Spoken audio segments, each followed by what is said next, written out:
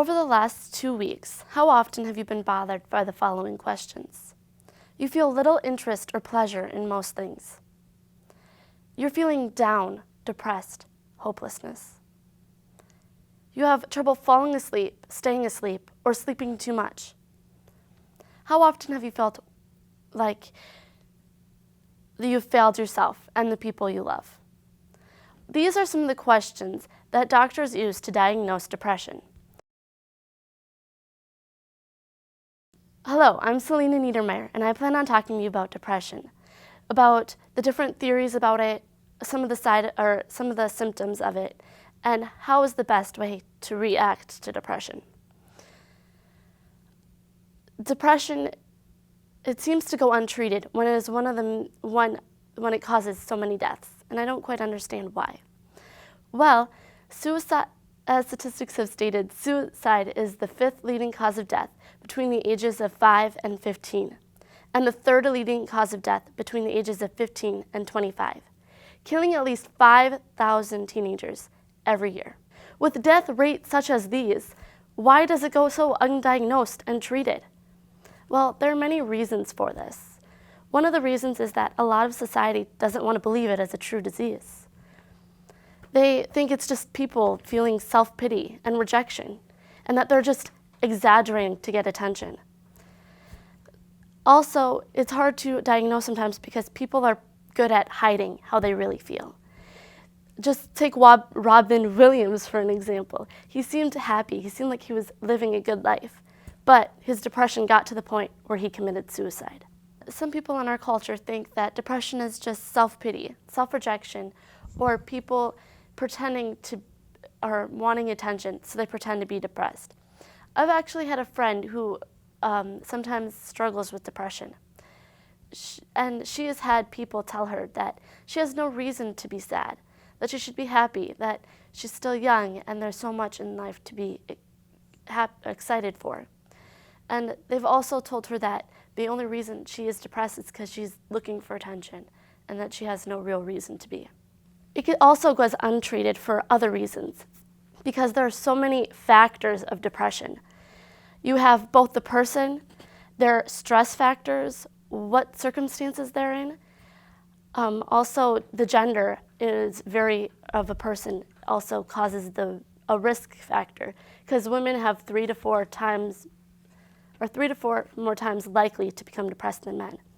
Then you also have the genes of the person, their brain chemicals and other things like that will cause people to be at more risk. When I was at the Congress of Future Medical Leaders, Dr. Jill Taylor talked about brain health and how every ability we have comes from our brain and how we need to treat our brain carefully and make sure it's healthy. This made me wonder, how is our brain health different if we're depressed? Your brain usually looks like this with all the neurons and transmitters going, but when you're depressed, it's very dull and dim and not as bright and not as many, releasing of the chemicals that should be at the time. Well, before I go any farther, I should probably define what depression is and some of their symptoms. So we're going to look over at this chart. So depression is one of these 2 symptoms, either a depressed mood almost every day over that 2-week period. So if you look at this chart here, here is where a normal person would be, and this is where someone who would be overly excited, and here's where a depressed person would be. Also, in order to be depressed, they also have to have a loss of interest in things they normally would, such as the carrot no longer interests the bunny. Also, other symptoms are weight gain or weight loss. This has to do with, usually is associated with change of appetite, either increased or decreased. Another symptom is sleep disturbance. Either you're sleeping too often and you don't want to get out of bed, or you're not sleeping enough and you can't stay asleep. Also, psychomotor agitation and retardation. So either you're very agitated and moving all the time, or you're very slow, both mentally and physically. And then also fatigue or lack of energy is also a very common symptom of depression. Also guilt or worthlessness. So this is not guilt that is associated with something you've actually done. This is a guilt when you have no reason to be guilty. Other symptoms are trouble concentrating and being very indecisive. They have trouble thinking things through and figuring out what is the best way and what may or may not be the best. Suicide.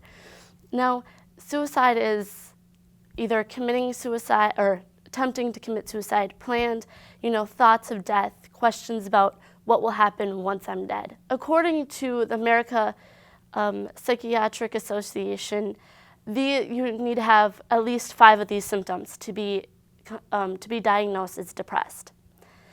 There are actually very many people in our society that do struggle with depression. About 25 million American adults struggle with depression, yet only half of them are treated.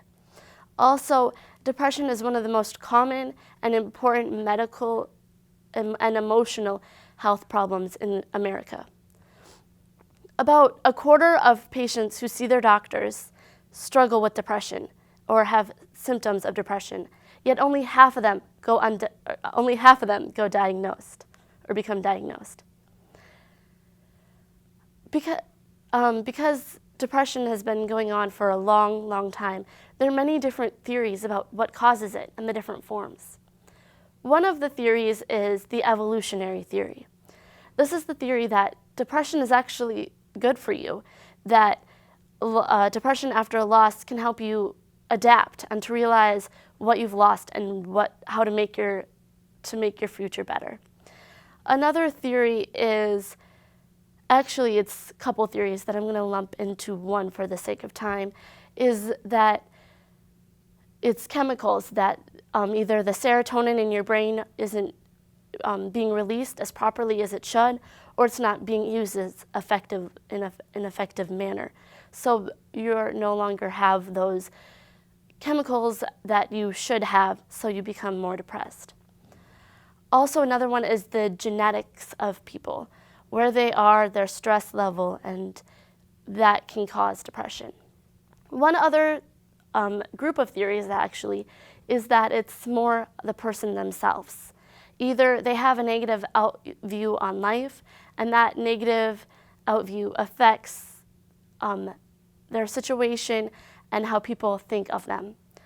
Another theory in that section is the learned helplessness disorder, and that the person struggling with depression has faced many stresses in their life, and they have learned that they can't overcome them, and they generalize this to every situation. So they live in this state of, well, I can't do anything about it, and they slowly become more and more depressed.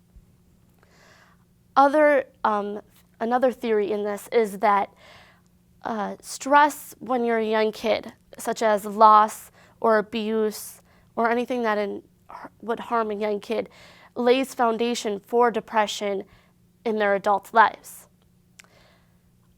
All of these are very good theories, but I think depression is caused by a combination of a lot of different factors. I think it involves the genes of a person, the chemicals in their brain, the circumstances they're going through, their gender, because women are 3 to 4 times more likely to become depressed than men. Also, where they are in their lives and other factors such as those. Also, stress levels of both when they were younger and now that they're going through can cause depression.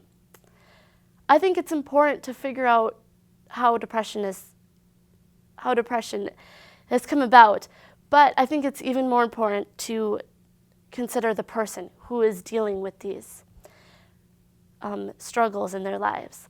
I think it is important that we show them that, they're not worthless and that we do care about them.